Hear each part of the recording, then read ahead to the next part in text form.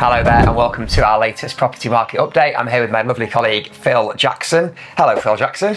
Hi Ian Story. It's like we've never met, so yeah, most of you will hopefully have seen some of these before and know that we have indeed met. We've definitely met. And we regularly talk about how the housing market is doing up here in Cheshire and nationally, so you can see what's going on and sort of inform your own decisions moving forward from there. So we've got some stats together for how the market's been going, coming out of August, going into September and heading towards the autumn, haven't we? We have indeed, yes. So we base part of our market updates on the Rightmove HPI, which is House Price Index report. So it's giving you real-time information on what's happening now. And it was interesting, Phil, to see that the average UK house price has risen compared to last month by 0.4%. That's right. I mean, I hear from people wondering whether the market's kind of going up or down at the moment, and technically it's going up. Like we see, 0.4% growth month on month from August going into September. It's a very small increase, but it does show signs that, you know, we're in sort of a confident setting whereby prices aren't decreasing, they're staying pretty level, maybe on a slight upward trend. It's good to see that the market is still moving on very nicely and the prices are heading in a positive direction. It is. I think, as ever, it's important to look at micro data when you are trying to price your house. Because as we know, Phil, we go to houses in different areas, all within, I don't know, within 10 miles probably of each other, 15 miles around Cheshire. And there is fluctuations. You know, you do go to some properties where the area has risen, or you go to some where the area is falling, you know, so it's important to look at the specific area as well as the bigger picture. It is. So 0.4 is great as a general national average to give an overall indication of the market. But yeah, you do need to be specific to make sure you're sort of pricing and keeping in line with what's going on in the market in your area too. Yeah. We will mention a few slightly more specifics as we go along throughout this, but the next stat we wanted to talk about was, whilst it's 0.4% growth month on month at the moment, actually compared to this time last year, we are 0.1% down. So down sounds bad, but actually what that's really saying is, with it being such a small decrease from this time last year, is it's pretty level, really. Yeah. The market has been pretty level across the last year in terms of house prices, I would say. Yeah, I think pretty level across the past couple of years, really. Yeah. Generally speaking, since the Liz Truss quasi-quartering mini-budget fiasco in the sort of end of 22, you know, we've had 2023, 2024 and most of 2025, and generally speaking, it's a fairly flat market. And it just makes pricing your home, although it's always important, it makes it even more paramount, you know, in this kind of market where things aren't going up necessarily that much. Yes, exactly. Make sure you're getting that right. Now, I did mention that we were going to be a little bit more specific about how we were doing with prices, and actually what's interesting to see is that that overall national dip of 0.1 compared to this time last year is mostly down to what's happening in the market, not up here in Cheshire, but elsewhere in the country, isn't it, Ian?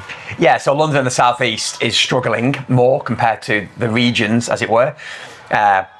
In the South and London, there's 9% more stock on the market than this time last year. So that is a huge amount of oversupply. And we know, speaking sort of anecdotally to other agents that we know, that it is tougher. But, you know, translating that to where we are here in the Northwest, in Cheshire, there's still more on the market than this time last year, Phil. There's 2% properties more on the market than this time last year, which ultimately that means, you know, your buyers have got more choice. And we're really seeing that, aren't we, with second viewings, so many more second viewings. That's right. It seems to be taking a few more viewings to find the right buyer. Generally, that's the feeling that we're getting. But that's because there is so much choice on the market. But that's also met by a good demand from buyers too. It's not just that there's so many houses on the market, so therefore it's a buyer's market with the pick and choose. There are a lot of buyers out there too that they're still competing against for those houses that are marketed beautifully, really desirable and well priced too. Yeah. Well, as Phil said, we're noticing a lot more viewings. Generally speaking, there's always the odd example where something just sells straight away, but, you know, on the whole, we're seeing a lot more viewings. We're seeing a lot more second viewings before people make a decision. And sometimes they're second viewing and then not buying it. You know, they're going off and buying other things. So sellers are having to be a lot more patient to achieve that sale. I suppose moving on to sales, Phil, the good news is, you know, that nationwide, the number of sales is 4% higher than it was this time last year. That's right. Great. lots more sales happening, and that is because, like we say, whilst there's more houses on the market, there's also lots of buyers who are meeting that demand. So more sales happening at the minute. We've been really busy with that as well, just in terms of how we found it specifically here in Cheshire too. We put together some numbers on how it's been going for us since the start of August, so throughout August and throughout September. So far in that time period, what have we got here? Well, since the first, we've looked and compiled a list, since it's the 1st of August, so less than 2 months, we've achieved, we've sold 24 properties. We're not a volume agent that's stacking them up and flogging them, so 24 is a good number. The average value of those properties was 890,000, which is £21.3 million worth of sales since the 1st of August. So that really shows you, average value of 890 in this area. No one's saying that's a low priced house, but it's not millions and millions. It's a fairly affordable number for an awful lot of buyers that we deal with at that kind of level. Yes, yeah. And what we're working in, it's exactly that's sort of what we'd expect to see. And so that as an average over the the volume that we've had since the start of August, that is real-time data that shows you the market's going well. There are sales being agreed, and so you shouldn't be wondering whether now's the right time to sell, because it's all happening.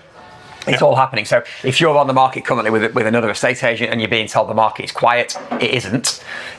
There's always examples, there's always one-off properties that are very, very unique, or there's certain things about them that will make them take longer to sell.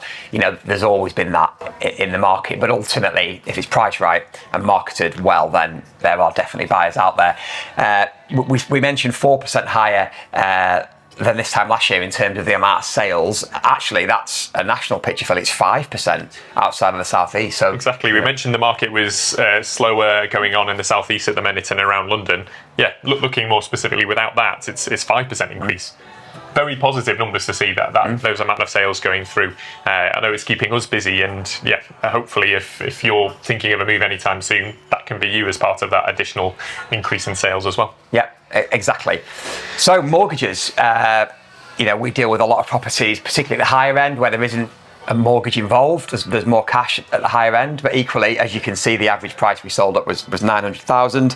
So we do deal with a lot of buyers as well who are getting mortgages, and it was great to see that the 2-year fixed mortgage has dropped, Phil, down over 0.5% from last year. Exactly. This time last year, you were paying just over 5%, whereas now it's 4.5, well, 4.52 to be specific for the average 2-year fixed mortgage.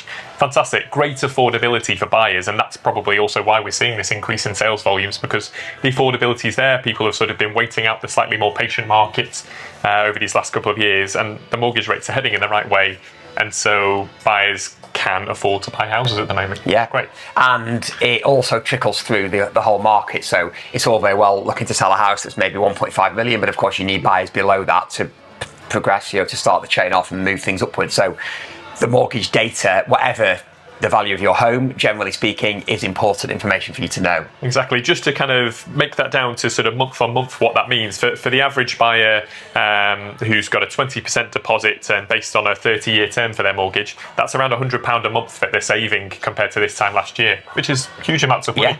I'm sure we'd all love an extra £100 a month in our budget, wouldn't we? Yeah, of course. And then when you layer onto that utility costs, food costs, the general cost of living, you add it all up. It's not a small amount of money, and it definitely triggers off the lower part of the chain. So that was good to see. So we should maybe mention the B word. Yes, yeah. I mean, we've already got the date penciled in our diaries. Is the 26th of November? Is that right? Mm-hmm. Yes, the budget. Which of course there's a lot of talk about because the government leaked a few select bits of information, I suppose, to test the public mood, as they always do. And there's talk about stamp duty changes, there's talk about mansion tax, changes to homes that are worth over 500,000, which just seems crazy because so many people have got homes that are worth over 500 and they are by no means, wealthy, cash-rich people. They're hard-working families. So that is going to be interesting to see what comes out. We can speculate over what might happen. We don't really know, do we, until it happens? Exactly. There's lots of thinking, how's it going to affect the high end of the market, where it's going to affect the London market. But the London market, as we've already discussed, is already finding it relatively difficult at the moment. So it's very hard to know quite what that impact's going to be until it's happening. But it's definitely something that we're finding that buyers and sellers are conscious of at the moment, aren't they? They're thinking ahead to how that might impact? I mean, previously, this time last year, there was a change to stamp duty that was announced in the autumn budget that then came into effect in March, wasn't it? So there was a bit of time for things to sort of filter through. But it's in buyers and sellers thinking at this time of year, what's going to happen in the budget and how will that sort of impact my plans moving forward, whether I'm moving now, whether I'm moving next year. It'll be interesting to see what impact that has. It will, yeah. And the key thing to always remember with any legislation changes is to look at the long-term view. So if you're buying a family home, most of the homes that we sell are family homes. People are going to be in them for 10, 20, 30 years. Long term, there's always growth in the value of your home. There's lots of different events in the world, whether it's global, political issues or financial issues, 2008 crash, etc. Over the long term, property's always growing value, but it's just the uncertainty currently of exactly what's going to come in the budget. Exactly, getting over that sort of short-term blip and making sure you're on the right side of it if there is any sort of adjustment to the market from any of the legislation that gets brought in, if it gets brought in. We don't know, do we? No, we don't. We will do, and I think we'll have one of our market updates before the budget comes, so we'll see if anything changes between now and then. Indeed, so stay tuned to future episodes for that. Just circling back to where we're at right now, so we're coming towards the end of September when recording this, and so we're sort of heading into this autumn period. We've come through the summer haze where there was a lot of buyers around, and I think we're finding with the amount of sales we've been agreeing, we're sort of seeing that the buyers that are here at the moment are serious. They're people who need to find their next home to move to, and that's probably prompting why there's still lots of sales being agreed. And one of the things that people will also keep in mind at this time of year is they'll be thinking about Christmas. And whilst Christmas might be sort of on the agenda a couple of months away, we're inside 100 days now, I believe, and all that sort of thing. Actually, if you're agreeing your sale at this point, it's unlikely you'll get all completed by Christmas, isn't that right? Yeah, unlikely. Yeah, and if you're cash or chain free, seller and buyer, we've just agreed one recently last week where the seller and the buyer are both chain free and the buyer is cash. That'll probably happen before Christmas, but unless you're in one of those really unique circumstances, it's unlikely that you'll move before Christmas if you agree a sale from now on. So it's important to bear that in mind. And I think the other thing just to touch on is the 3 Ps, Phil. I love talking about the 3 Ps. The 3 Ps, yes, indeed. That's not the 3 Peaks challenge if you're a hiker or a walker. This is about housing and how to market your home and make sure you're going to get the best result. The 3 Ps are? 3 Ps. So the 3 Ps are, if your house isn't selling, there's only ever 3 reasons. There is a 4th as well for some houses, but the 3 Ps are promotion, presentation, and price. So promotion is where it's advertised. Is it advertised in all the right places? Is it advertised on Rightmove? Obviously, have you got a for sale board up in a prominent place?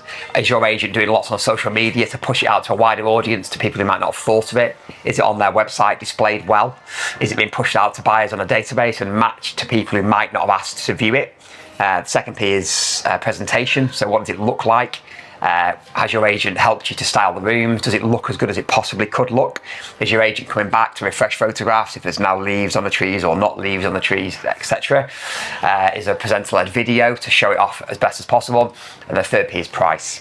So typically speaking, for most houses, it's one of those 3 Ps. There will be one of those 3. With stories, it's never the first 2. So if a house doesn't sell for an extended period of time, it's normally always the price. However, there's a slight difference to some homes because they are so unique. Maybe they are listed, maybe they have covenants on them, maybe they have shared access, public footpath, maybe there's lots of different reasons. And the 4th P is patience. So it does just take longer sometimes to sell something that's very unique and highly priced. Exactly, it really does. And if you want to find out more about those 3 Ps and the different sort of marketing strategies that can be used, do check out our other YouTube videos. I know we've done guides on those so you can sort of see different strategies and how you can make sure you're implementing them to make sure you're getting the sale that you're looking for, if indeed that's what you're looking for. Exactly, I couldn't have put it better myself. So if you're watching this on YouTube, please make sure you subscribe to our channel. Please make sure you hit the bell notification for future videos and for other videos that we've published already. And we'll see you next time. Indeed. See you. Bye.